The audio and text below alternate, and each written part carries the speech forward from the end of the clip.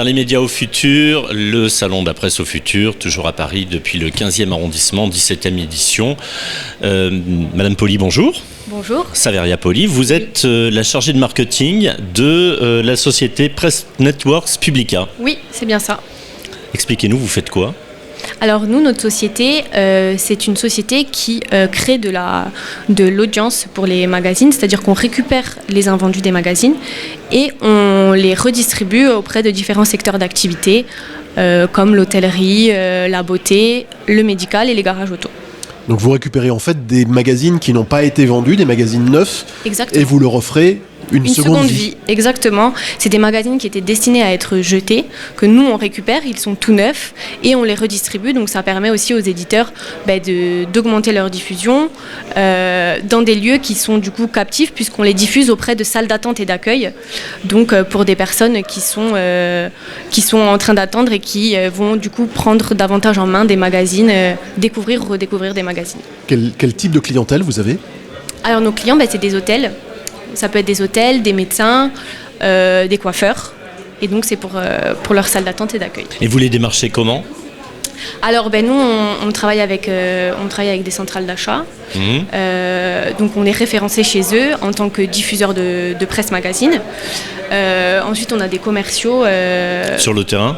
Vous êtes nombreux chez Publica ? On est une petite société, on est 10. On est basé à Paris, on a nos entrepôts là où on réceptionne les magazines invendus qui sont situés à Tourcoing.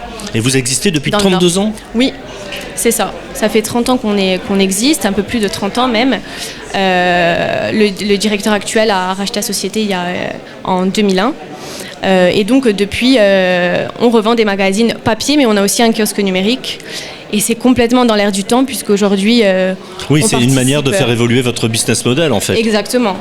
On a rebondi, en fait, avec ce kiosque de presse numérique. Aujourd'hui, avec notre kiosque, on scanne un QR code. C'est complètement dans l'air du temps de scanner un QR code, de lire son magazine sur son propre smartphone, quand vous êtes chez votre médecin ou chez votre coiffeur. Mais là, en l'occurrence, pour un magazine numérique, il ne s'agit pas d'un vendu. Non, exactement. En numérique, vous allez lire le L, par exemple, ou le Paris Match de la semaine. Ça veut dire que vos abonnés, ils ont à leur disposition donc, du print, mais également oui. dans le forfait, dans le package. C'est à eux de choisir, en fait. D'accord. Soit ils peuvent avoir que du papier, que du numérique, ou bien les deux. Mais alors chez un dentiste, on utilise comment l'abonnement numérique ? Alors l'abonnement numérique, en fait, vous avez un flyer avec un QR code. Vous scannez ce QR code et vous arrivez sur ce qu'on appelle une web app. Et en fait, vous choisissez votre magazine. Avec son smartphone. Comme dans le TGV. Exactement. Combien de titres différents vous avez dans votre offre ? Alors en numérique, on en a à peu près 70. Et à peu près pareil pour le papier, mais c'est assez différent.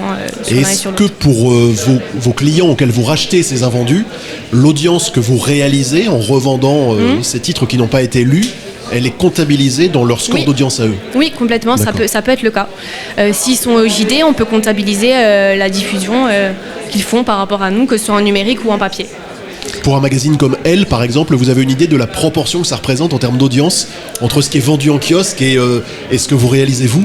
C'est une plus-value de quel ordre ? Je sais pas exactement, mais ça dépend déjà, ça dépend des mois, ça dépend de la une du magazine, C'est quelques points, quelques dix. Oui, c'est quelques pourcents. Le numérique a beaucoup augmenté, la partie numérique a beaucoup augmenté par rapport au papier, enfin de notre côté du moins. Ça simplifie la diffusion en plus.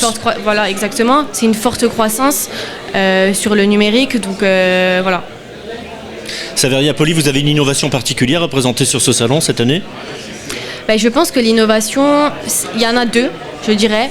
C'est à la fois une innovation oui et non, on participe pleinement à l'économie circulaire et je pense qu'avec notamment la loi anti-gaspi, on est complètement dedans. Oui, parce qu'à première vue, on a tendance à penser qu'au contraire, vous êtes un petit peu à l'opposé de ça en distribuant du papier, en remettant dans le circuit, en circulation du print.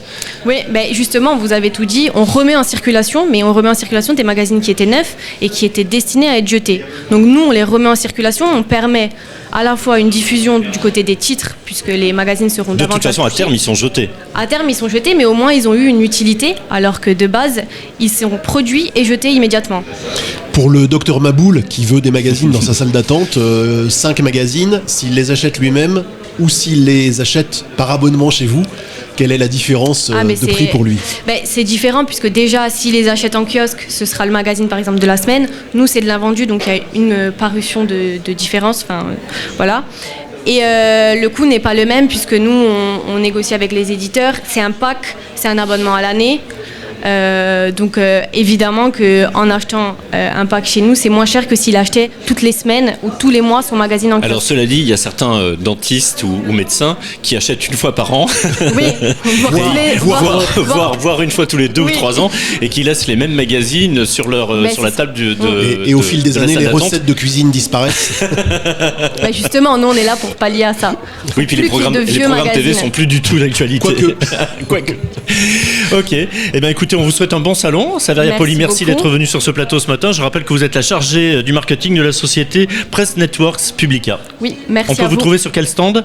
Le 46. Stand 46, exactement. C'est bien noté, merci beaucoup. Merci à vous.